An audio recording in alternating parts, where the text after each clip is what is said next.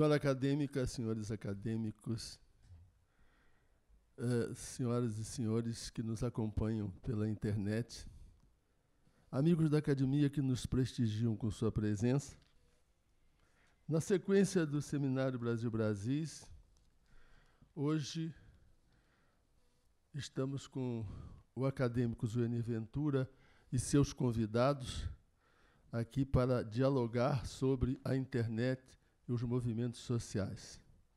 Como já é do conhecimento de todos, a estrutura desse Seminário Brasil-Brasis é bastante livre. O acadêmico que convida pode apresentar um texto ou discorrer sobre o tema, submeter o seu tema à discussão dos seus convidados, pode estabelecer um diálogo entre eles, pode levantar questões, enfim, pode fazer o que ele quiser nesta mesa. E os seus convidados também podem fazê-lo, podem interferir no discurso dele, propondo questões, podem fazer apresentações paralelas. Em síntese, o que se deseja é que se estabeleça um diálogo livre e aberto sobre o tema a internet e os movimentos sociais. Também, como é protocolar, nós temos aqui a apresentação do nosso Zuenir Ventura,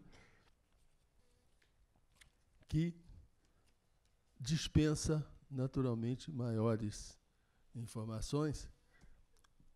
Sabemos que Zuenir é o jornalista renovador do Diário Carioca, era o crítico literário, que começou como crítico literário e depois assumiu o jornalismo de corpo e alma e se transformou em mestre Zu. Mas eu não vou dizer dele agora. Agora eu prefiro que ele fale. Zuenir, a palavra é sua para comandar este seminário.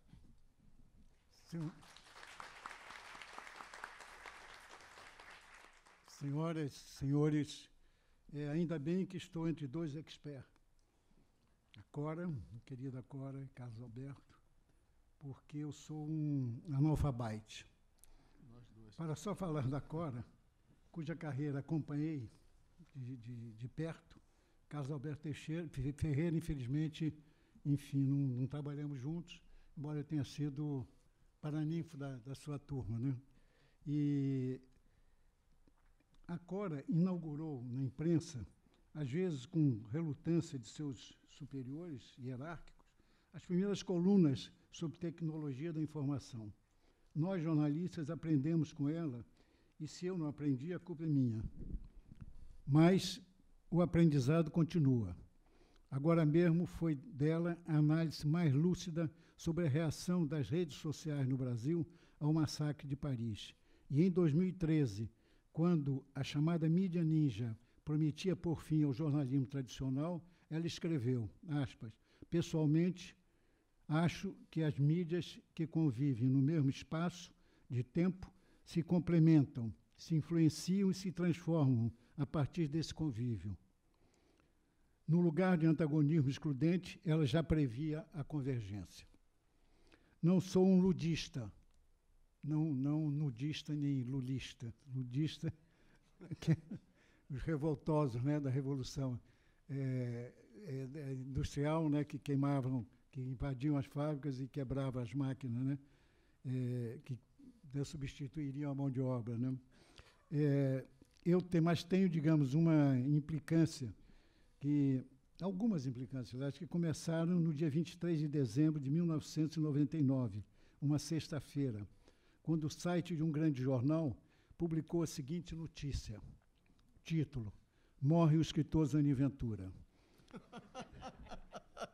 E a notícia é essa. A empregada do jornalista Zuenir Ventura, Maria Antônia, afirmou agora na noite que ele morreu hoje após sofrer um acidente na Lagoa, na zona sul do Rio de Janeiro, por volta do meio-dia.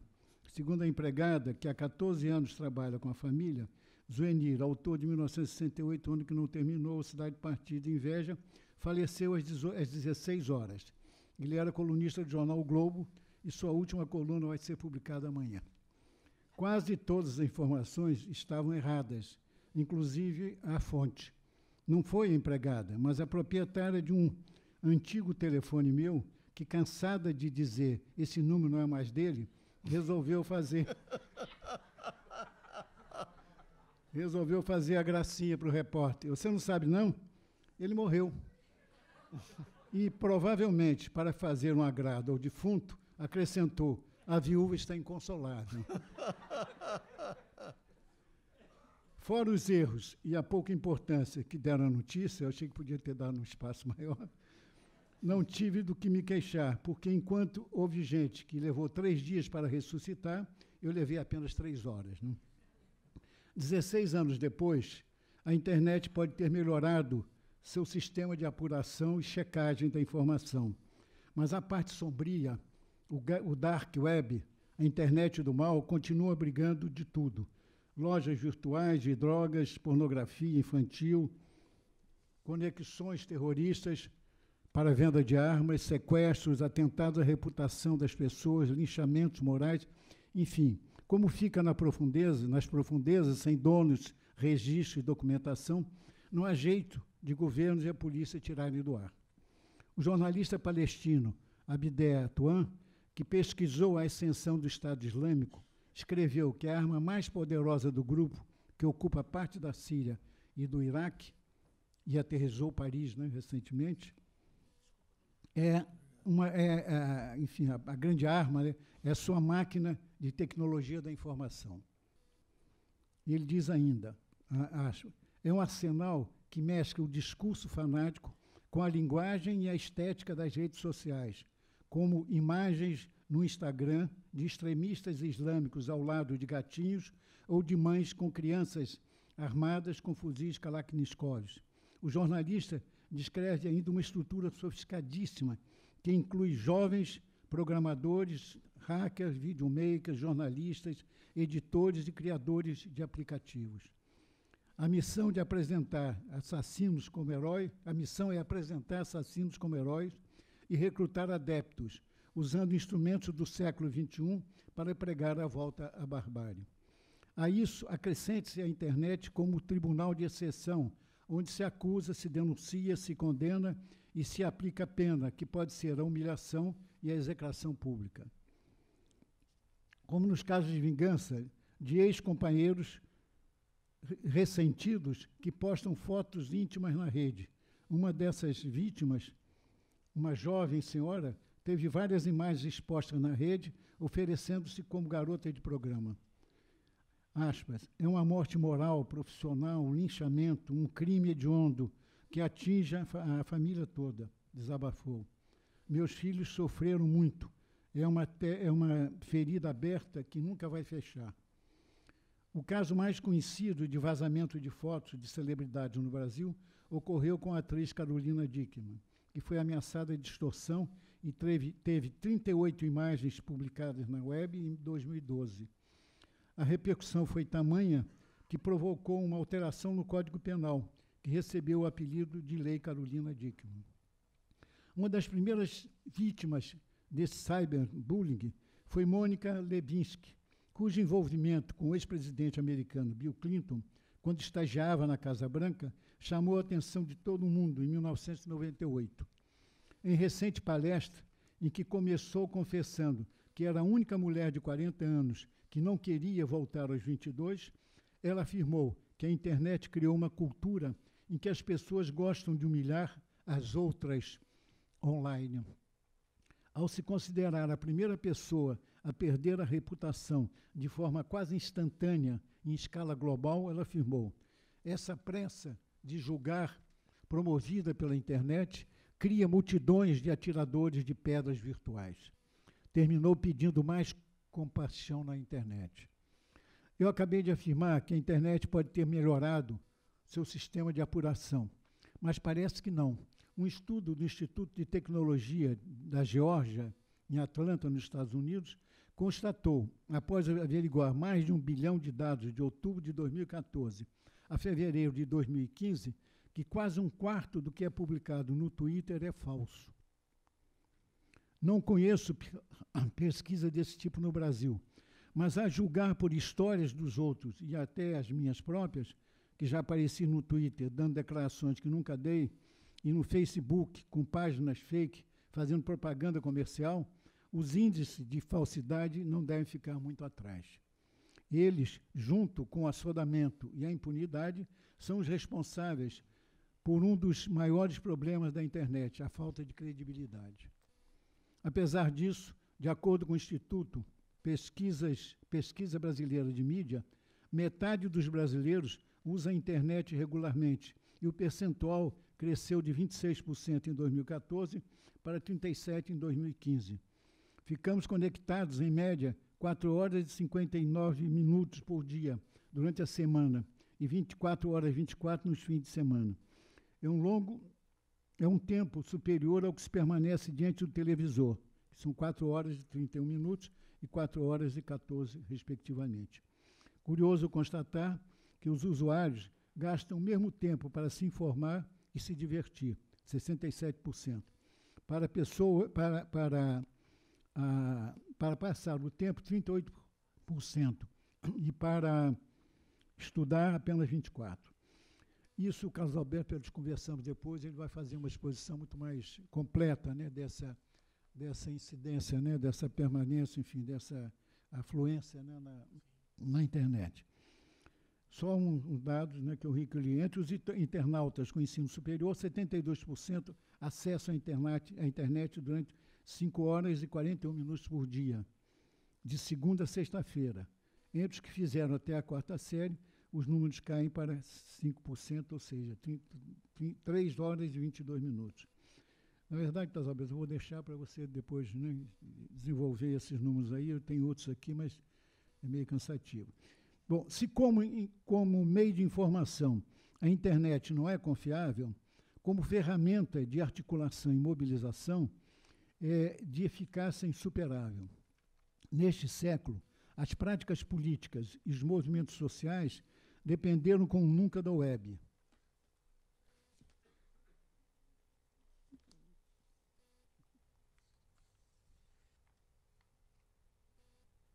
Pela facilidade de acesso, capacidade, poder e rapidez de difusão, as inúmeras manifestações pelo mundo afora se utilizaram da internet, que passou a ser o espaço de ativistas dessas novas maneiras de fazer política. As redes sociais deram força a protestos que ocuparam as ruas de países como Estados Unidos, Tunísia, Egito, Islândia, Brasil, entre outros, com reivindicações que variaram desde a derrubada de ditaduras, como na Tunísia, até passeatas contra aumento de passagem dos ônibus, como em São Paulo, onde mais de 200 mil pessoas se mobilizaram pelo Facebook para as manifestações de junho de 2013, as maiores dos últimos anos no país. Na época, Merrane Albuquerque Ribeiro, do Observatório da Imprensa, observou que houve uma transposição simbólica, isso entre aspas, das formas de expressão das redes sociais para o asfalto, traduzida por frases de efeito que podiam ser lidas em milhares de cartazes de todos os tipos. Creio, escreveu ainda, que nunca se viu tantos cartazes em uma manifestação por aqui, como se a ideia fosse reproduzir posts em movimentos ou como se a rede de perfis virtuais saltasse da tela para as ruas, ratificando sua existência física. O fenômeno dessas massas de insatisfeitos fazendo uso da internet começou na Tunísia em 2010, como se deve se lembrar, quando um jovem se incendiou o corpo em protesto às péssimas condições de vida impostas pelas políticas públicas de um governo ditatorial que há anos dominava o poder. Essas imagens chocaram o mundo. Essa imagem, aliás, primeira, chocou o mundo e deu início ao que seria conhecido como a Primavera Árabe, uma série de revoltas que culminaram com a queda de alguns dos regimes políticos mais conservadores e estáveis do Oriente Médio e Norte da África, inclusive do presidente tunisiano Ben Ali.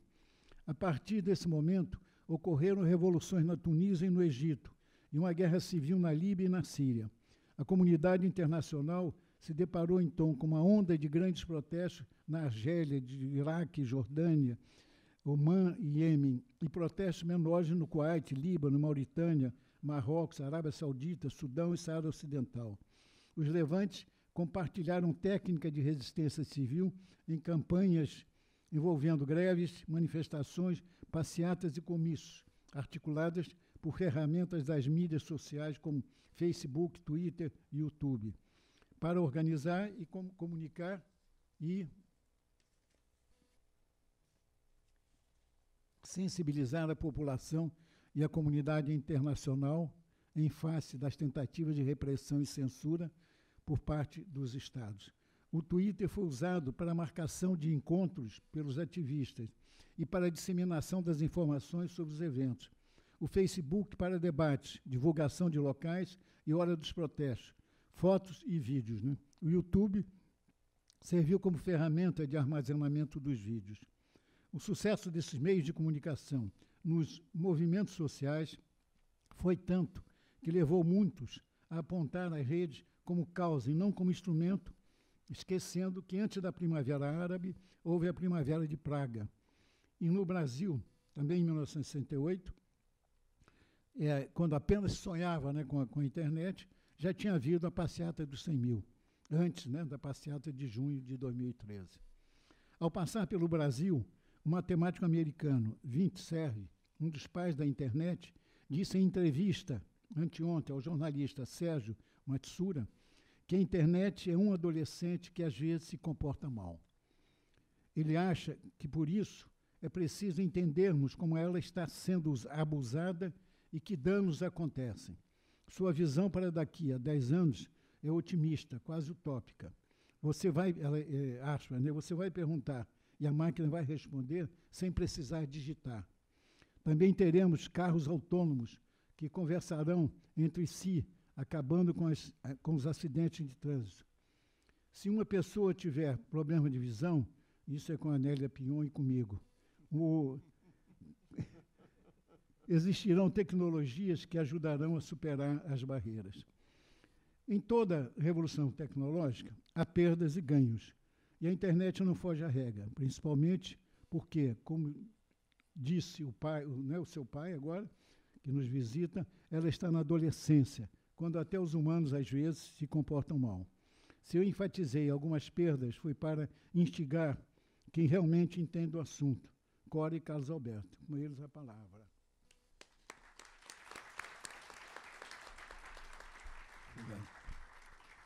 Deu para perceber porque eu não antecipei a apresentação do Zeni Ventura, que faleceu sem, infelizmente, ser sepultado, e ressuscitou ao terceiro clique, segundo a internet. Mas não posso deixar de apresentar, de dizer alguma coisa a mais a respeito deles. O Enir é bacharel licenciado em Letras Neolatinas, jornalista, como eu disse, ex-professor da Universidade Federal de Janeiro e da Escola Superior de Desenho Industrial da Universidade do Estado do Rio de Janeiro. É autor de vários livros, como todos nós sabemos, entre eles 1968, o ano que não terminou, cujas 48 edições já venderam mais de 400 mil exemplares. O livro serviu também de inspiração para a minissérie Os Anos Rebeldes, produzido pela TV Globo. Em 1989, publicou no Jornal do Brasil a série de reportagens O Acre de Chico Mendes, que depois virou livro. O trabalho, que desvendou a morte do líder seringueiro, lhe valeu o Prêmio ESSO de Jornalismo e o Prêmio Vladimir Herzog. Em 1993, o Enir frequentou durante 10 meses a favela do Vigário Geral, então dominada por uma facção do tráfico de drogas, o Comando Vermelho. E no ano seguinte lançou Cidade Partida, um livro-reportagem sobre a violência no Rio, traduzido na Itália, e Prêmio Jabuti de Jornalismo. Esse é um pequeno perfil de Zeni Ventura, que acabou de provocar a Cora Ronay e o Carlos Alberto para os seus pronunciamentos. Quem fala primeiro? A Cora pode começar. Cora Ronay. Primeiro, boa tarde a todo mundo. Muito obrigada por vocês estarem aqui. Muito obrigado, Zu e Domício, por terem me chamado. Fico muito honrada com essa participação. O Zu faz um retrato um pouco apocalíptico da internet, para dizer pouco. Mas eu acho que a internet é apenas um retrato do que a humanidade é. Ela apenas ressalta algumas características horrorosas, ou não, que nós temos como coletividade, como grupo de criaturas. Então, é verdade que, de um lado, você está vendo coisas terríveis na internet, há o bullying, há toda essa incitação do Estado Islâmico, a regimentação de pessoas e tal. Por outro lado, você tem muita coisa boa também. E você tem muitas boas notícias, sobretudo as pequenas notícias, que não chegam aos jornais, e das quais a gente começa a tomar muito conhecimento. Ao mesmo tempo, você tem com a internet uma rede de comunicação que chega às pessoas de uma forma muito direta e nos assuntos que mais interessam a elas. Os jornais sempre tiveram que ser mais ou menos generalistas, porque o público do jornal é muito diverso. Então, por mais que os jornais antigamente, hoje já não, coitados, que tem tão poucas páginas, mas antigamente tinha seção de náutica, de tricô, enfim, receitas de artesanato, coisas que já caíram completamente dos jornais, mas elas continuam lá. Então, qualquer que seja o interesse da pessoa, ela na internet encontra imediatamente o grupo dela, a turma com que ela vai trocar ideias, uma companhia. Enfim, honestamente, eu vejo mais positividade na internet, mais coisas boas do que coisas ruins. Por exemplo, na semana passada, depois que aconteceu essa tragédia medonha lá em Minas Gerais, a minha amiga Luciana Por Deus me telefonou. Luciana Por Deus é uma pessoa que adora animais. Ela antes morava aqui no Rio, em Angra dos Reis. A casa dela era um jardim zoológico, porque ela trabalhava junto com o IBAMA, então todos os bichos silvestres que eram atacados ou sofriam ou qualquer coisa, ou apreendidos, passavam pela casa dela, onde tinha uma triagem, tinha veterinário, enfim. Ela tem muita prática disso. E me ligou e disse, vou para Mariana, hoje ela mora em Belo Horizonte, me disse, vou para Mariana ajudar os bichos. E ela me disse, estou pensando em fazer um pedido na internet para arrecadar algumas doações, para levar para lá e tal. Então, eu escrevi um negocinho no Facebook, apresentando a Luciana, dizendo que punha a mão no fogo por ela, e ponho mesmo as 4 patas no fogo pela Luciana, e pedindo doações às pessoas. Bom, resumindo a história, ontem me ligou a Luciana, que hoje de manhã já foi para Mariana. A gente conseguiu arrecadar R$ 8.411,33 para comprar remédio para os bichos que foram atingidos por essa tragédia. Então, são cavalos, são vacas, porcos, enfim, aqueles bichos para quem ninguém vai olhar. Porque imagina se essa Marco não está olhando nem para as pessoas, se vai olhar para os animais. E esses animais, coitados, também têm direito à vida. E, em muitos casos, são a vida das pessoas a quem pertencem. Então, são histórias horrendas e tristes também entre eles, e a gente conseguiu isso. E foi uma coisa bonita, porque as pessoas começaram a compartilhar isso e a pedir mais donativos, e ainda tem gente agora propondo donativos, enfim. Então, você consegue fazer isso, você consegue arrecadar R$ 8.411, que não é uma fortuna incalculável, mas é um dinheiro considerável para uma ajuda a animais. Então, eu acho que isso, é claro, dentro dessa coisa toda bonita, apareceram os idiotas de sempre perguntando por que a gente não ajuda crianças. Uma dizendo que ia vomitar com aquele post porque ela ajuda os Médicos Sem Fronteiras. Enfim, pessoas que mostram o seu lado absolutamente desumano e sem empatia com as criaturas ao seu redor e que possivelmente não ajudam ninguém. Mas a gente teve 2 ou 3 comentários ruins. E nós tivemos quase 2.000 comentários, um melhor que o outro, um mais bonito do que o outro, todos desejando bem e dando força e agradecendo a Luciana por estar fazendo esse gesto de ir lá ajudar os animais. Então, também a gente tem, isso é uma tendência de todo mundo, a gente tem a tendência de se tocar mais com o mal, de levar mais a sério os xingamentos e as coisas ruins do que a gente tem de levar as coisas boas. Olha, eu, no Facebook, eu vivo sendo elogiada, chega a ser um vexame. As pessoas dizem, você me representa, eu adoro o que você escreve, que bonito isso que você fez, poxa, gosto tanto de você, isso é o dia inteiro. Aí vem um canalha e escreve, você é uma coxinha escrota. Eu recebi esse comentário já à noite. Aí eu fico arrasada, poxa, também não. Eu já fui chamada até de petralha, olha que humilhação medonha. Então, a gente, diante daqueles elogios todos, que a gente acha apenas normais, a gente se abala profundamente com o xingamento, como a gente se abala totalmente com a notícia ruim. E, no fundo, isso me faz crer, sabe, que a alma do ser humano é intrinsecamente boa, porque a gente acha o normal o gesto bom, a gente acha o normal o elogio, e é o mal que nos toca, é o mal que mexe com a gente. Se nós fôssemos intrinsecamente maus, nós acharíamos o mal normal, estranharíamos o elogio, estranharíamos os bons gestos, não é? Então, eu não sei, dentro de tudo isso, dentro de toda a bagunça que está o mundo, de todos os horrores que nos cercam, eu continuo sendo uma pessoa bastante otimista e muito otimista com a internet.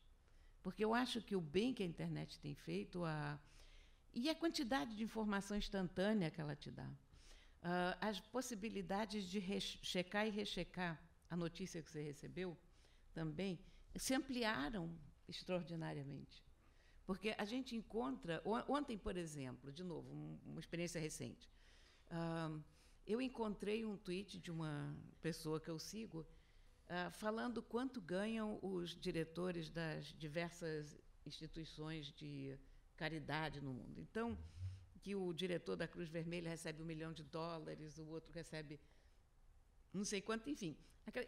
Leia-se, no fundo, não deem dinheiro para ninguém, porque, sei lá, de cada dólar que vocês dão, 10% vão para as pessoas que precisam, o resto paga salários milionários dos diretores dessas empresas. Em um segundo, tinha um outro tweet lá dizendo, olha, essa informação é inteiramente falsa, essas informações circularam não sei quando, mas já foram inteiramente desmentidas e tal. Aí eu corri atrás dessas informações, fui ver, e, de fato, aí você consegue checar.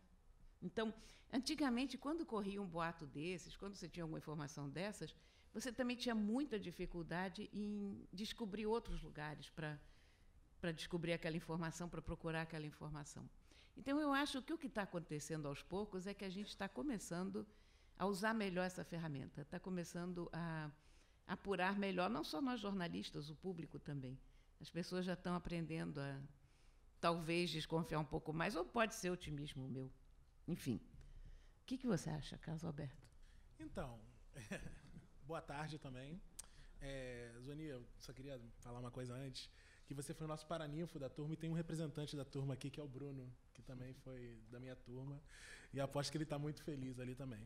Então, eu fiz uma apresentação aqui, até para falar sobre os números das redes sociais no Brasil, que é importante para saber quem somos, né, nas redes sociais, e falar um pouco desses dois casos que você citou, um da sua coluna sobre Paris e outro sobre Mariana, porque eu acho que tem uma convicção que a gente nunca pode deixar. A gente falou muito aqui, né, sobre o mal que anda pelas redes. As pessoas são ruins, são agressivas, publicam muitas coisas.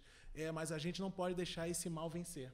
A gente tem que, como formadores de opinião, como usuários de redes sociais, fazer com que o amor vença. Então, eu vim aqui mostrar muitos casos bacanas de como as redes sociais foram boas para ajudar pessoas, ajudar animais. Também tenho aqui uma parte que você vai ficar muito feliz. Então, essa apresentaçãozinha. Os gatos. Eu já fiz a minha apresentação aqui, né? Quem sou eu? Então, desde o início da humanidade, os humanos eles se reúnem em redes, seja para caçar, seja para formar grupos, cozinhar e tal. E eu fiz uma pesquisa sobre isso e está no nosso DNA formar redes. E hoje a gente fala muito sobre redes sociais, mas a igreja, o colégio, tudo são redes, né? Todas são redes onde as pessoas estão. E o que são essas redes sociais, né? A gente trata essas redes sociais como conexões entre as pessoas. Então, quando a gente trabalha nisso no offline, quando a gente leva para o online, para a internet, essas redes ficam muito maiores, elas ficam muito mais fortes. E o que são esses movimentos sociais? Os movimentos sociais, o Zoni falou muito bem sobre a Primavera Árabe, que começou lá em 2011, e depois os movimentos sociais aqui no Brasil, são grandes grupos que têm interesses comuns. Então, esses grupos se formam e eles têm uma ação coletiva buscando defender uma causa, defender algum desejo de mudança. E esses são esses movimentos sociais. E hoje, como as redes sociais, elas fazem parte da nossa vida, sejam através de reuniões de amigos, reuniões de religiosas, de pessoas que trabalham juntas, que elas estudam juntas, todas essas são redes, né? E aqui temos pessoas oriundas das grandes redes, né? De jornais, de televisão, tem pessoas aqui que podem trabalhar em revistas. Então, essas são as nossas redes de comunicação de massa. E as redes sociais digitais? Eu acho que é bacana até falar aqui com algumas pessoas que as redes sociais são aplicativos ou sites que organizam essas pessoas. Aí pode ser uma rede social como o Facebook, como o Twitter, como o Instagram, como o WhatsApp. E o mercado brasileiro? É bacana falar sobre o tamanho, né? A população do Brasil hoje está em 204 milhões de habitantes. E hoje, o mercado brasileiro, nós temos 136 milhões de pessoas usando celulares. Então, a rede social no Brasil, ela está na palma da mão. As pessoas usam para se comunicar, para interagir com outras pessoas. E hoje nós temos 95 milhões de internautas no Brasil. É uma massa muito grande de pessoas que estão ali online, conversando, interagindo, produzindo conteúdo, se mobilizando. E aqui eu tenho, como o Zueni até falou, dos números chatos, né, dos percentuais. No Facebook nós temos 92 milhões de pessoas, no Twitter 40 milhões e no Instagram 29 milhões, 29 milhões. Então nós temos redes sociais muito grandes com brasileiros. O brasileiro ele gosta de fazer parte de redes. E o que fazemos nas redes? Primeiro, nós interagimos com nossos amigos, nós produzimos conteúdo, publicamos fotos, nós acompanhamos novidades e as pessoas costumam falar assim, os jornais estão diminuindo, como a Cora falou, uma realidade, mas as pessoas estão lendo muito online, elas estão buscando informação. Ao mesmo tempo que a Cora falou sobre os jornais diminuindo, ela falou que as pessoas buscam mais fontes de informação. E é isso que acontece, as pessoas estão com essa vontade de aprender mais, de conhecer mais. E essa mobilização social, como o Zueni falou também, ela começa com o jovem. O jovem é um mobilizador. O jovem se reúne para buscar defender um ideal. E aí, o que a gente pode falar? Primeiro, da tragédia de Mariana. Eu acho que, se entrar nos detalhes, a gente vai fazer daqui um panorama jornalístico, não é o caso. Mas Mariana mexeu com a sociedade brasileira inteira. Ontem, né, a lama chegou até as praias do Espírito Santo, mas e as pessoas, o lastro de destruição que ficou pelo caminho? As pessoas perceberam isso e se reuniram em redes de solidariedade.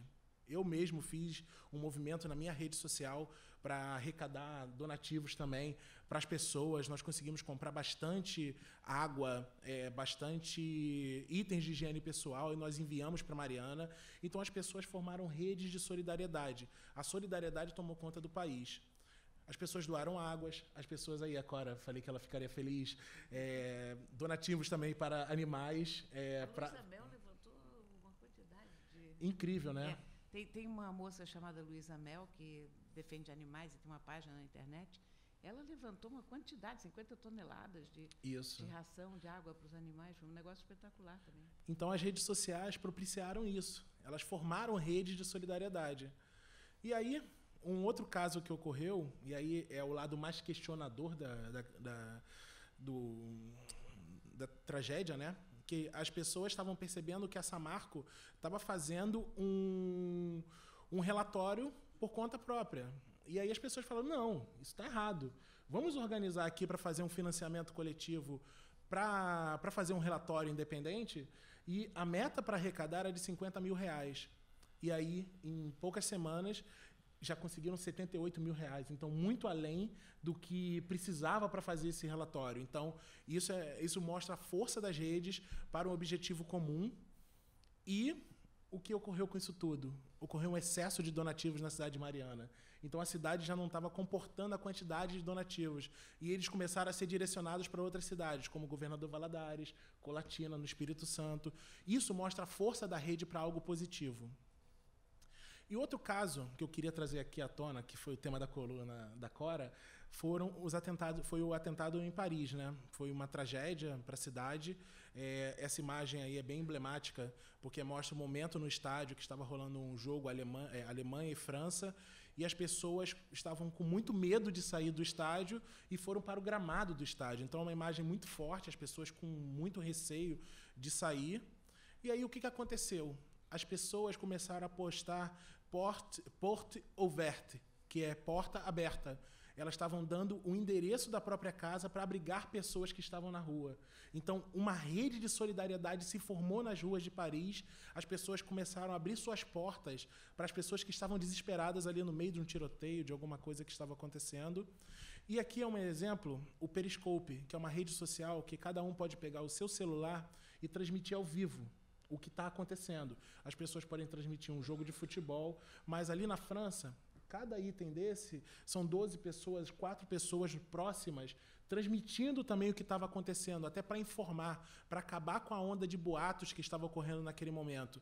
Então, isso foi algo impressionante naquele momento e muito útil para a população de Paris. E a solidariedade individual de cada um. O Facebook habilitou uma ferramenta para as pessoas demonstrarem solidariedade com o povo francês e todos botaram as cores da França no seu perfil no Facebook. E aí, isso virou uma corrente de solidariedade mundial. Vários monumentos pelo mundo usaram as cores da França. Então, essa mobilização que começou nas redes sociais, passou às redes sociais e seguiu. E eu fecho assim a minha apresentação. Muito obrigado.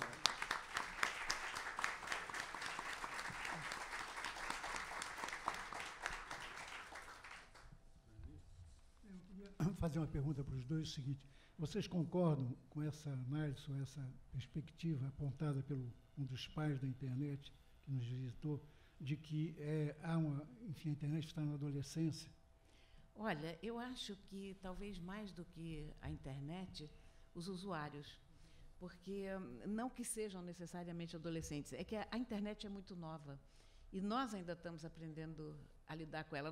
Na verdade, a gente está vivendo uma época de mudança de paradigmas. E nós estamos tendo que lidar com uma quantidade de fenômenos diferentes com que a gente não teve tempo suficiente ainda para se adaptar. Um exemplo muito típico é o celular. As pessoas todas reclamam, agora as pessoas todas almoçam com o celular na mão, as pessoas vivem com o celular na mão, não participam mais da conversa. Eu sempre desconfio um pouco quando eu vejo tantas queixas contra uma coisa que todo mundo está fazendo, porque acho que é alguma coisa que não está pegando. Então, me lembrei muito do meu pai, que a vida inteira tinha um livro na mão. Eu não me lembro, honestamente, não me lembro do meu pai em nenhuma circunstância em que ele não tivesse com um livro e com um lápis na mão, fazendo anotações. Meu pai era o leitor e fazia anotações e ninguém nunca, jamais achou aquilo errado. Meu pai estava conversando com a gente, estava com o seu livrinho na mão, fazendo notas e tal. E todo mundo achava lindo, o professor sempre mergulhado nos livros. Agora eu pego o celular e digo, poxa, você está aí mergulhado no celular. Então, a mídia mudou. Talvez as pessoas não ficassem tão mergulhadas nos seus celulares ou nos seus livros quanto meu pai ficava. Mas tudo isso é um aprendizado. É um aprendizado de quem está usando, é um aprendizado de quem está reagindo aos que estão usando. Talvez a nossa sociedade daqui para frente, numa mesa de 4 pessoas, ela não tenha só 4 pessoas mais. Ela vai passar realmente a ter aquelas 4 e mais não sei quantas que estão conectadas através daqueles celulares. Na internet, a mesma coisa. Essa história do bullying, das violências, tudo isso são coisas que a gente está aprendendo à medida que acontecem. O Mark Zuckerberg teve que dar explicações porque ele ativou um mecanismo do Facebook chamado Safety Check. Safety Check é o seguinte: Safety Check mostra uma área onde aconteceu um problema e dá às pessoas que estão naquela área a possibilidade de dizer, estou a salvo. Assim, os amigos deles podem ver, fulano está bem, cicrano está bem, etc. Até aqui, Safety Check só tinha sido usado para desastres naturais. Foi usado pela primeira vez nos atentados de Paris. E, claro, as pessoas começaram, por que não foi usado na Nigéria? Por que não foi usado no Líbano? Por que não foi usado no Quênia? Então, ele veio e disse, olha, porque em algum lugar a gente tem que começar. Porque é um momento em que a gente se toca, isso poderia ser uma grande ferramenta num caso desses. Então, nós estamos criando tudo isso juntos. E as próprias redes estão E as redes sofrem também por causa disso. Para citar um caso muito pessoal, no começo desse ano, eu tive a péssima ideia de dizer que eu não achava que a Dilma estava elegante no dia da posse. Eu continuo com essa convicção. Mas, por causa disso, eu passei uma semana sendo massacrada nas redes sociais, mas massacrada num grau que vocês não conseguem imaginar.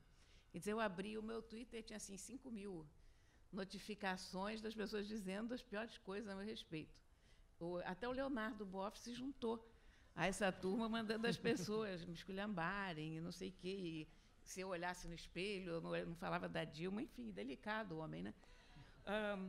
Enfim, foi esse tipo de coisa daí para baixo. Eu já estava começando a ficar deprimida, juro para vocês. Aí houve o massacre do Charlie Hebdo e o PT descobriu que havia uma coisa talvez mais séria no mundo e largou do meu pé, de modo que eu tenho essa dívida de gratidão com os mártires do Charlie Hebdo, que até a internet saiu das minhas costas. Mas, agora, sério, o que aconteceu nesse caso? O Twitter não tem nenhuma ferramenta para te proteger disso.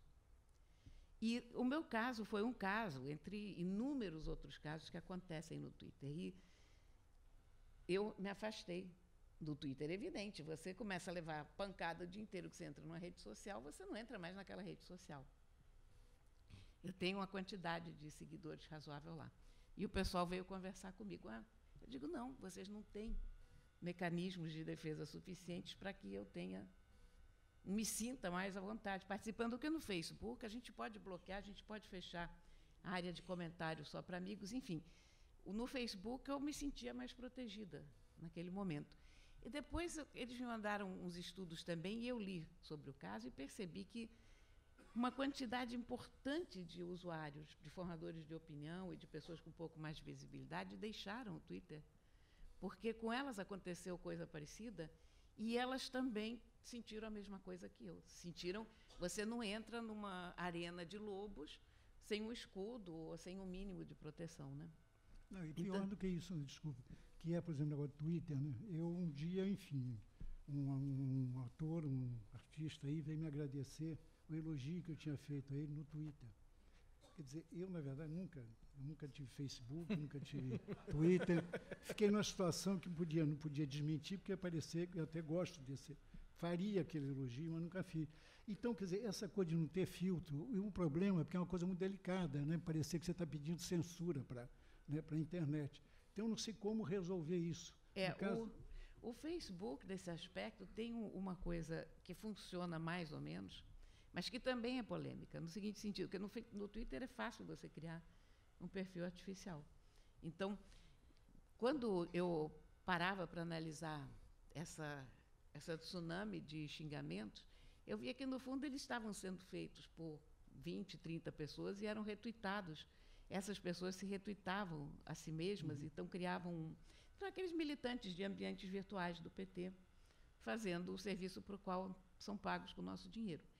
Mas Cora, deixa eu ouvir um pouquinho o Carlos Alberto sobre essa questão da adolescência, né? Então, a internet, como a Cora bem falou, ela é bem recente, é um fenômeno recente. As pessoas estão aprendendo. E, mais do que isso, nós temos uma geração que já nasceu com a internet. Então, são jovens assim muito novos que já nasceram na internet, eles não conhecem. Tem até umas imagens bem clássicas, assim, quando você coloca esses jovens para conhecer itens da casa, por exemplo, um telefone que você precisava discar. Eles não sabem usar. Eles não sabem que pegava o número 2, aí girava tudo, 3, que a gente... nós somos um pouco mais antigos, já vimos isso. Eles não conseguem usar, eles são totalmente digitais, são acostumados com dispositivos digitais, eles são acostumados, assim, a não pegar em papel, por exemplo. Eles usam o celular para ler, o computador para ler. Eles já são acostumados a assistir só vídeo nos canais, no momento que eles querem. Então, e como essa geração vai amadurecer na rede e começar a interagir com outras pessoas. Então, esse é o grande desafio, são coisas muito recentes. E o que a Cora falou também sobre a militância e tal, nós vivemos um país agora, aqui no nosso Brasil, um momento muito polarizado. Quando você é taxado como petralha ou como coxinha, como ela falou aí, é uma coisa que mostra que o nosso país está completamente dividido. E aí passa também por um período de amadurecimento das pessoas. Elas precisam aprender a conviver com o diferente. Porque aí o que acontece? As pessoas são extremamente agressivas e as pessoas começam a se fechar em grupos de interesse comum. E todo mundo fala ali ou sobre a esquerda, ou sobre a direita, ou sobre algum assunto específico e não tem contato com o outro para aprender. Então, isso também faz parte desse amadurecimento de rede. As pessoas vão se acostumar a lidar com o diferente. Se bem que o problema, né, um dos problemas é que você vai na internet, de maneira geral, para procurar confirmação, né? Você não vai para procurar desmentir das posições suas, opiniões suas. Mas, enfim, eu queria colocar uma outra questão, Cora, que é o seguinte, eu acho que o problema maior da internet, eu acho que, enfim, tentei dizer isso aí, claro que é um instrumento poderoso de mobilização, né, de aglutinação. E, agora, do ponto de vista do jornalismo, realmente é muito precário, né, o sistema de jornalismo. Primeiro que não considera que enfim, existe uma hierarquia do saber, né? Há pessoas que sabem mais do que as outras. Né? E que o jornalismo, quer dizer, todo um processo de apuração, de investigação, de ouvir o outro, né, antes de saber a notícia.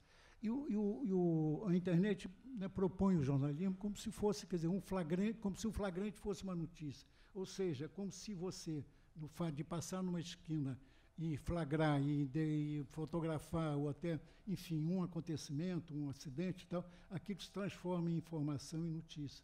Quer dizer, essa falta, né, falta de um filtro, né, e falta de instrumentos de apuração, eu acho que é uma das coisas mais graves da internet. Porque esse exemplo que você deu, quem fez a apuração foi você, como leitora, né, quer dizer, da primeira informação falsa. Mas, quer dizer, não é isso. Eu acho que, como instrumento de jornalismo, eu acho que é muito, muito precário e muito, enfim, não sei como você consertar isso. Posso tentar te alegrar? Eu acho que está melhorando. Eu acho que tudo acontece muito rápido. O que eu vou te falar é uma percepção pessoal de alguém que passa o dia inteiro na internet.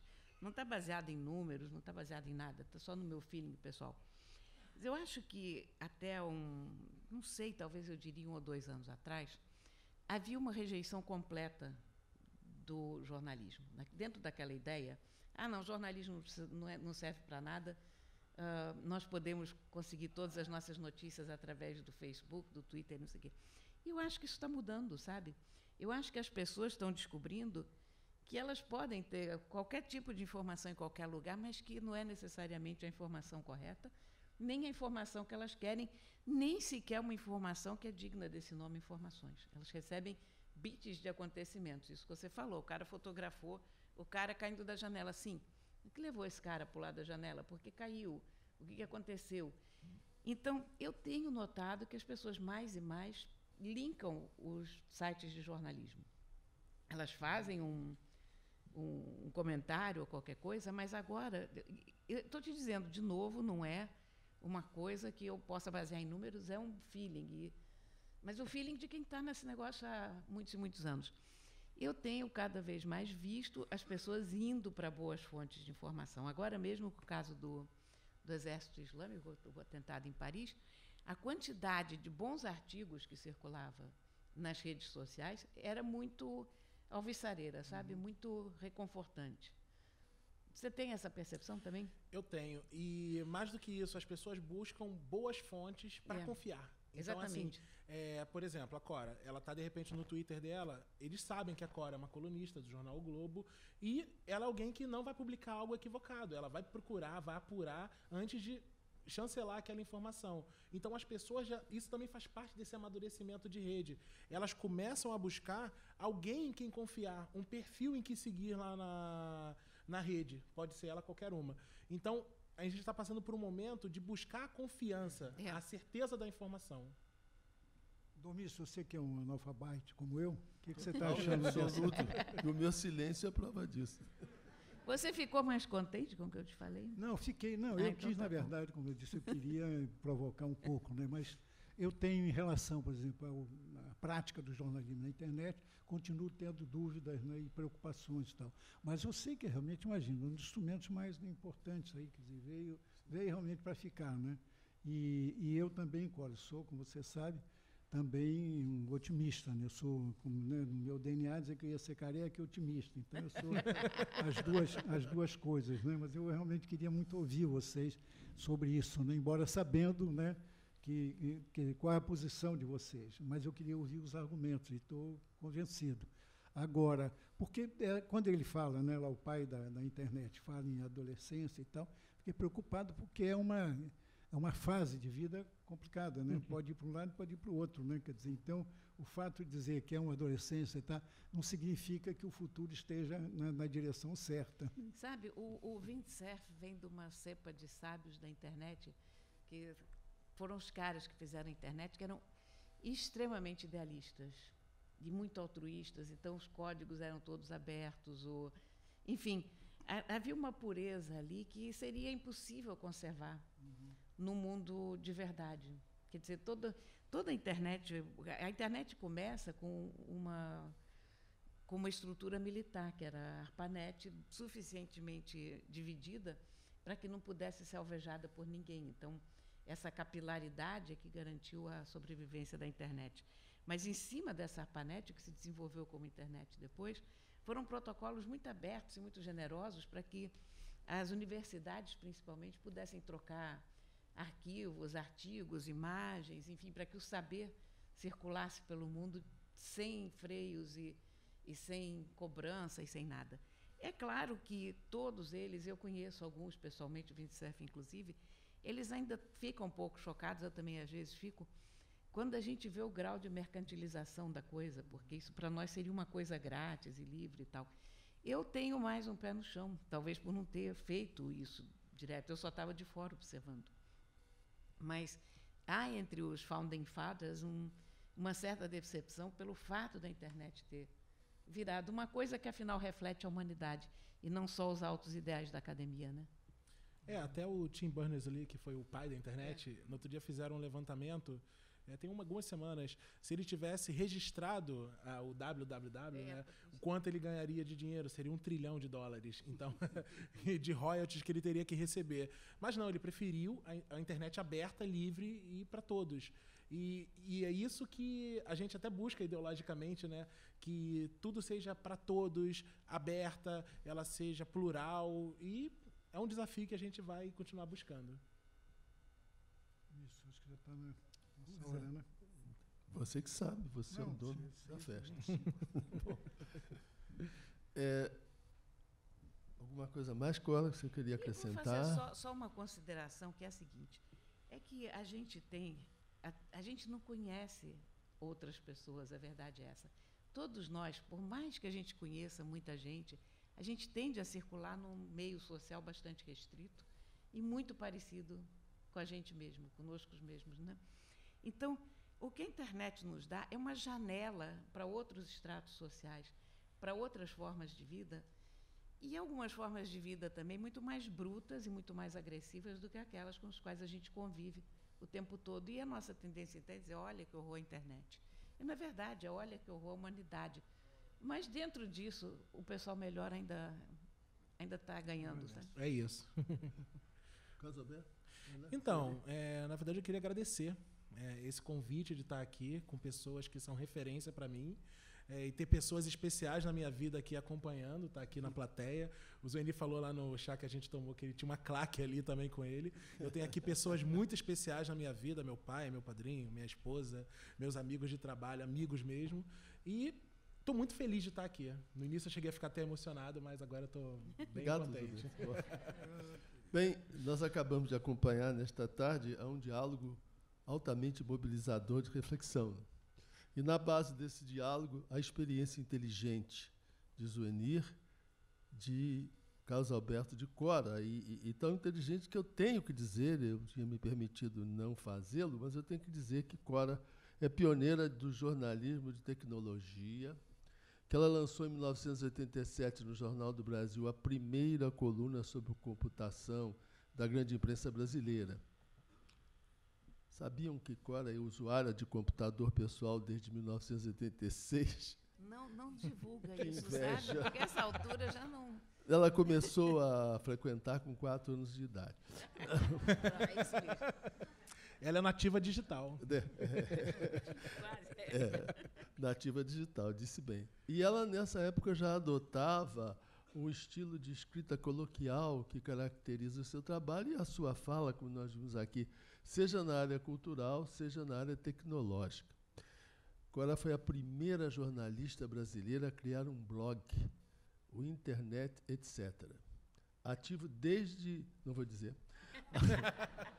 A primeira a dedicar-se à fotografia digital como ferramenta de comunicação. Nos primórdios do Fotolog, a página que ilustrava com fotos do Rio de Janeiro e de suas viagens chegou a ser a mais visitada do mundo. Do Rio de Janeiro para o mundo. Em maio de 2006, consolidou... E só a internet possibilita isso. Aliás, só não, mas a internet é que possibilita isso com muita... Pois é. Mais uma vantagem para ela. Né? Bom, em maio de 2006, consolidou seu trabalho como pioneira também no uso de celulares com câmera, lançando o livro Fala Foto, seleção de imagens realizadas ao longo de 5 anos com mais de uma dezena de diferentes aparelhos. Fala Foto, finalista do Prêmio Jabuti, foi o primeiro livro de fotos de celulares no mundo. Parte das fotos do livro foi exibida numa exposição individual na Mercedes Viegas Artes Contemporânea, importante galeria carioca, outro feito inédito para instantâneos escolhidos por celulares sem pretensões artísticas. A Cora, na verdade, é a mãe da internet, né? No Brasil, né?